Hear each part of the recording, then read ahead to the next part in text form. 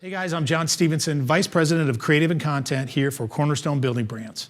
Today we're talking about the 2019 Innovation Challenge. This is our chance as employees here at Cornerstone Building Brands, 22,000 of us, to compete for $50,000 for having the big idea. So we're going to tell you a little bit more about what this Innovation Challenge is, how it works, all the process, and then where to find more information, where to find the forms. We'll even give you a few tips to give you the best possible chance to win that money. I'd like to introduce Lee Clark-Sellers, who's going to tell us a little bit more about it.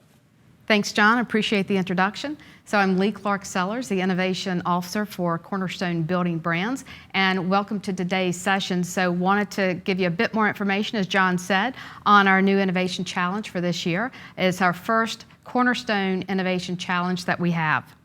So I want to spend a couple of minutes talking about the qualifications in terms of who can actually participate. And in fact, everybody can participate. So all 22,000 people in Cornerstone Building Brands are eligible for this as long as you are a full-time Cornerstone employee. If you've done this in the past, in the last 2 years that we had with PlyGym, you can submit again. Just make sure that you do change your submissions up a little bit more with the new criteria in mind. We want to hear your ideas that are new and unique to Cornerstone Building Brands. So with that, what I'm going to do is I'm going to turn it over to Rory, who's going to tell you a little bit more about the different judging criteria that we have. Thanks, Lee. Appreciate that. So I'm Rory O'Kane. I'm the Senior Vice President of Operations for our PlyGym Windows and Doors Division, and I am one of the judges for the Innovation Challenge this year. Now, I want to talk to you about some of the judging criteria that we'll be using for your innovative ideas that you'll be submitting. First, your project needs to have an internal and/or external impact to our customers. And our definition of customers is fairly broad. Can be obviously one of our immediate external customers, either on the commercial side, residential side, or siding side. Or it could be something that benefits us internally, one of your fellow employees or other associates.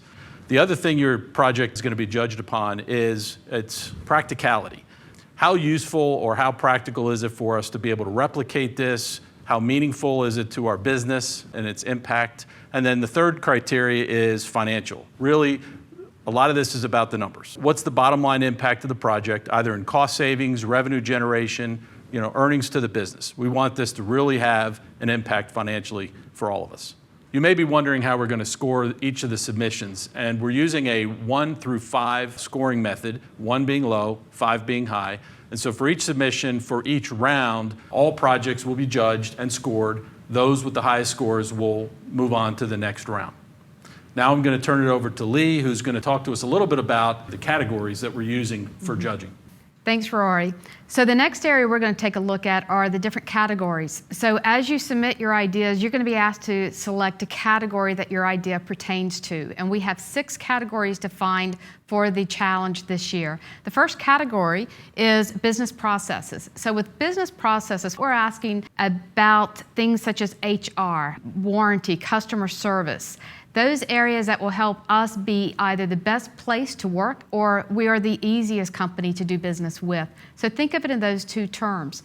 The next category we're looking at are manufacturing and operations. So as you look at this category, you can think of things such as how can we automate more of our factories, but more so than automation, because automation is being done every day. So what you do is you take your idea such as automation and you expand it. Okay, what makes this unique? What makes this different, therefore more innovative than just simply automating a process?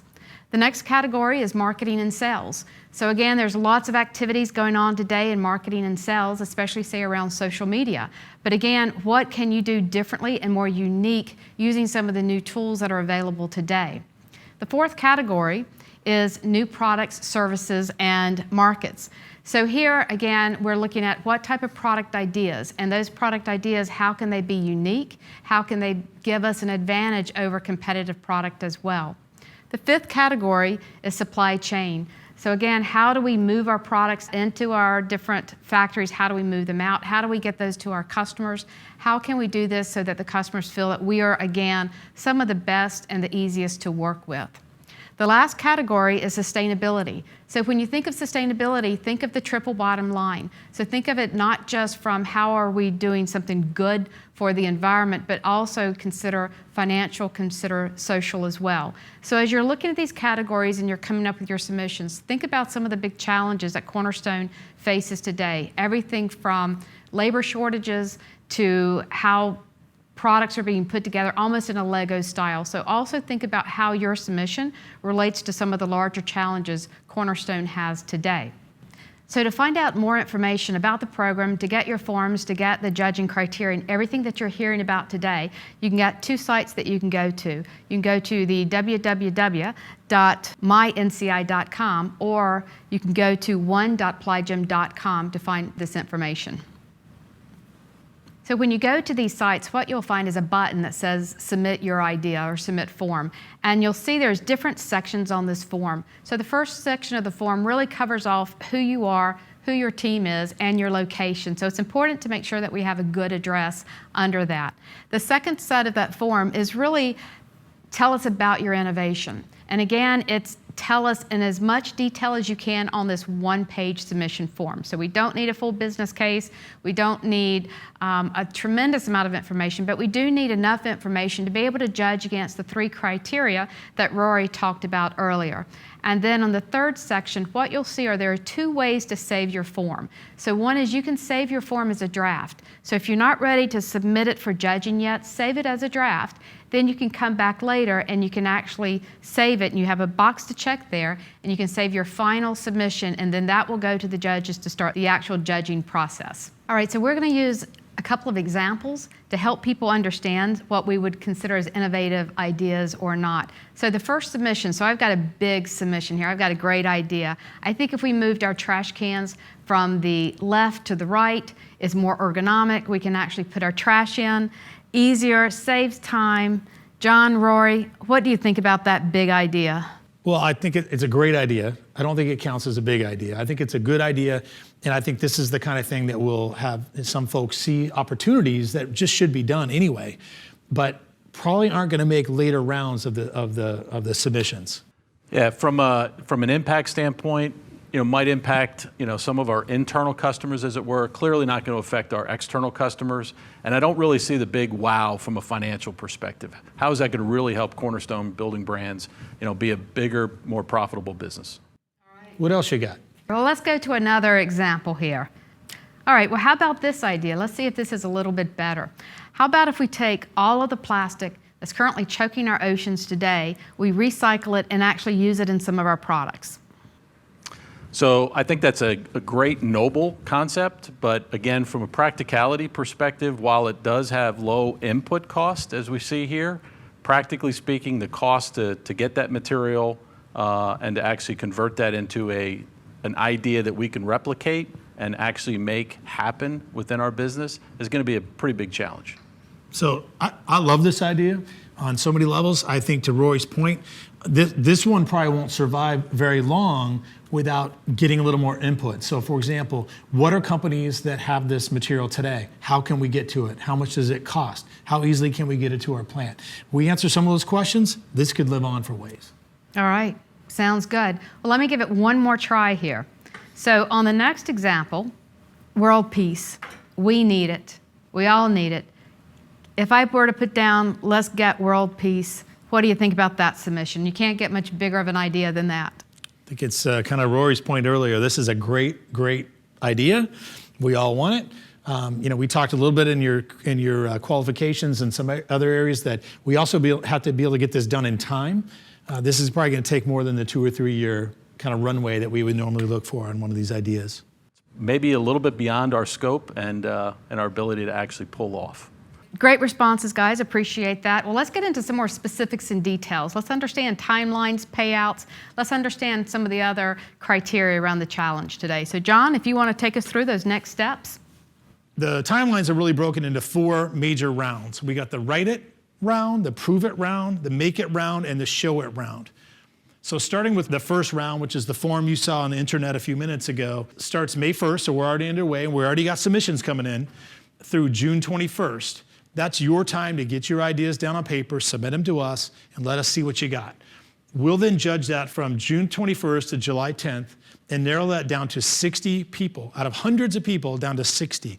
That's 10 people in each of the 6 categories that we just spoke about.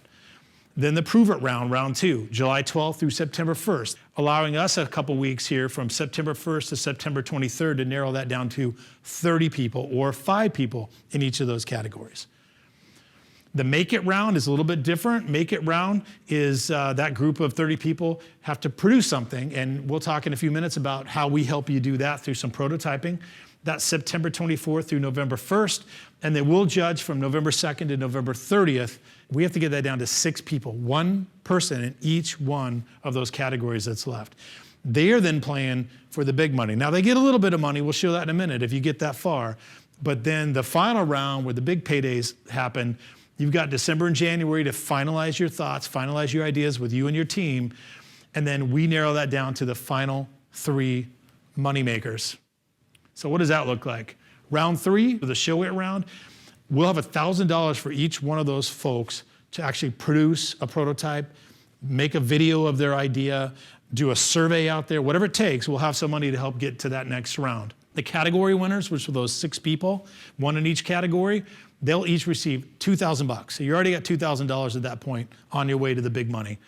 And then finally, first place, $50,000. Second place, $25,000. And third place will take home $15,000 for earning their big idea here at Cornerstone Building Brands.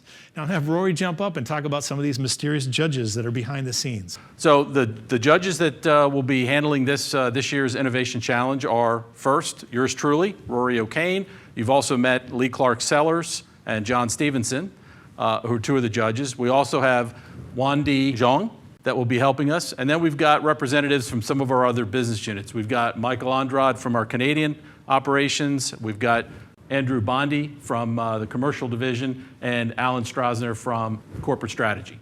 So again, as a reminder, the 3 criteria they'll be using to judge your ideas for this year's Innovation Challenge. First, its impact to our internal and external customers.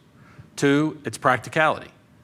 And 3, what's its overall financial impact to the business? So now I'm going to turn it over to Lee to kind of bring us home. All right, so appreciate the help there, John and Rory, to help everybody understand what the program is, and hopefully by now you've got your ideas ready, you're ready to submit. So just a few tips for you before you actually go into that phase. So the first one, let's take a look at some of the do tips. So one item that we've learned is go ahead and get started now. If you've got an idea, let's go ahead and get it submitted. You've got just a few weeks left on the program to get your ideas in. The other is you can actually put in multiple ideas, so don't limit it to just one. So if you've got multiple ideas, feel free to add those in there. The other is make sure that you have some others around you that you can potentially collaborate with, because as you move forward in the different rounds of this program, you'll find that you have to develop out your idea more and more, and it's easier to add people into that. So even if you don't have your full team put together now, you can still submit as a single person, and then you can add later on as you advance into the other rounds. And aim high. You know, really stretch yourself. Look at things that you wish were being done or some ideas that you've been sitting on for the last several years. Now's a good opportunity to actually make those known. So again, make sure that you look around, try to get some people to help support your idea, to actually help you grow your idea. If you've got a good idea, let's put it down. Don't pass on a good idea. Don't hesitate. Don't underestimate what your ideas may be. Your ideas may start simple, but then you can grow them as the process and as the rounds advance.